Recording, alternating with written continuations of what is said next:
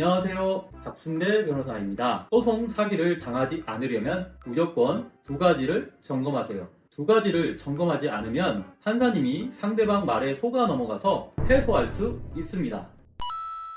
60대 의뢰인이 저희 정금 사무실을 찾아오셨어요. 저는 A건설 회사를 운영하고 있어요. B건설 회사에 1구간 도로 공사를 맡겼어요. 그런데 2, 3구간 도로 공사에 대해서는 결코 공사를 맡긴 사실이 없어요. 그럼에도 불구하고 B건설 회사는 A건설 회사로부터 2구간 도로 공사를 맡게 되었고 공사를 완료하였다면서 2억 원의 공사 대금을 청구했어요. 이미 동일한 쟁점에 관한 소송에서 B건설 회사가 판사를 속여 승소한 바가 있었어요. 그래서 이건 소송에서도 판사님이 B건설 회사의 말에 속아 넘어올까 매우 두렵습니다. 변호사님, 승소할 수 있을까요? 사실 A회사는 1, 2, 3 구간 도로를 모두 통행해야만 자신이 소유하고 있는 땅까지 통행할 수 있었어요. 그렇기에 2, 3 구간에 관하여 도로 공사가 이루어진다면 A회사에게는 이익이 생기는 것처럼 보였어요. 그래서 B회사는 A회사가 통행을 하기 위해 1구간 도로뿐만 아니라 2, 3 구간도 공사를 맡겼다고 판사를 설득했어요. 어떻게 보면 판사도 깜빡 속을 정도로 그런 것 같아 보였고 A건설회사가 공사 대금을 일부러 안 주려고 하네 이런 생각도 들었어요. 그런데 나중에 알고 보니 A건설회사는 억울한 소송을 당한 것이었어요. 여러분 어떻게 된 일인지 궁금하시죠? 지금부터 잘 들어보시기 바랍니다. 사실 A건설회사는 건축 부지를 C에게 팔았습니다. 그러자 B건설회사는 A건설회사로부터 공사 대금을 못 받았다고 하면서 2구간 도로를 C가 통행하지 못하게 막았습니다. 그래서 C는 B건설회사를 상대로 통행 방해 금지 가처분 신청을 하였습니다. 그런데 이 가처분 소송에서 B건설회사가 A건설회사에 공사 대금을 받을 게 있는 것으로 보인다고 결정한 것이었어요. C는 B건설회사와의 소송에서 패소하자 2구간 도로를 통행하기 위해 어쩔 수 없이 B건설회사에 합의금을 지급하였습니다. 이에 C는 A건설회사가 B건설회사에 공사대금을 미정산하여 B건설회사에 유치권이 있음에도 불구하고 이를 속이고 땅을 팔았다며 1억 5천만 원 상당의 손해를 배상하라고 소송을 제기하였습니다. B건설회사는 C와의 소송에서 승소하자 기세가 등등해졌습니다. B건설회사는 C에 대한 승소 결정문을 근거로 A회사에 공사대금 청구 소송을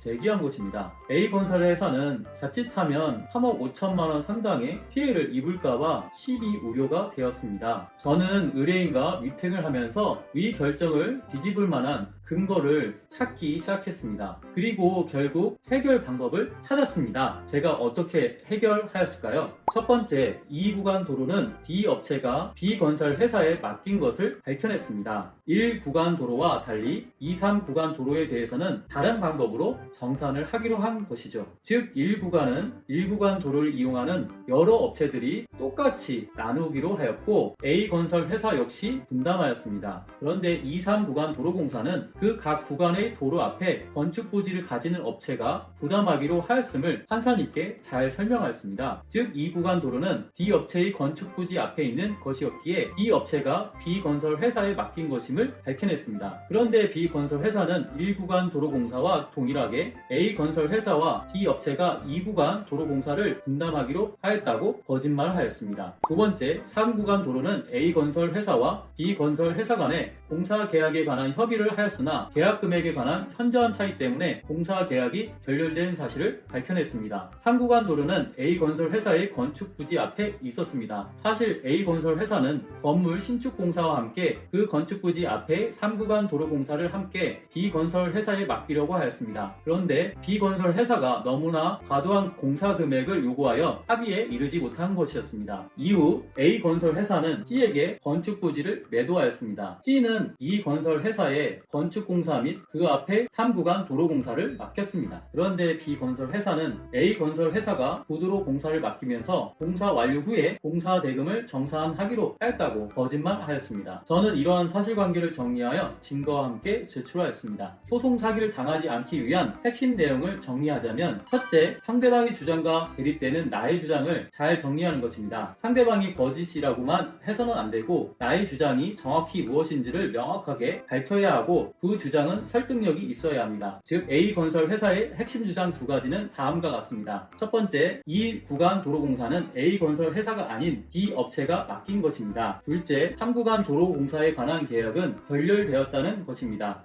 두 번째, 서로의 대립되는 주장 중에 내 주장이 맞다는 것에 대한 근거를 제시하고 이에 부합하는 증거를 제출합니다. 1번 사실을 입증하기 위해서 1구간과 2, 3구간의 각 도로공사는 정산 방식을 달리하였다는 부분을 입증하였습니다. 저는 B건설 회사가 도면에 위와 같은 정산 방식을 기재한 것을 증거로 제출하였습니다. 그리고 2번 사실을 입증하기 위해서 저는 B건설 회사가 A건설 회사에 보낸 공사계약서를 증거로 제출하였습니다. 또한 C가 이 업체에 맡긴 공사계약 금액에 관한 자료를 제출하였습니다. 그러면서 B건설 회사가 제안한 공사계약 금액이 이 업체의 공사계약 금액보다 현저히 비싸다는 것을 주장 입증하였습니다. 그래서 공사계약 금액의 현저한 불일치 때문에 공사계약이 결렬된 것을 입증하였습니다. 소송 사기를 당하지 않으려면 무조건 두 가지를 명심하십시오. 두 가지를 명심하지 않으면 패소합니다. 소송에서는 대립되는 당사자 쌍방, 즉 원고와 피고가 존재합니다. 원고와 피고가 다투는 이유는 서로의 대립되는 주장이 존재하기 때문입니다.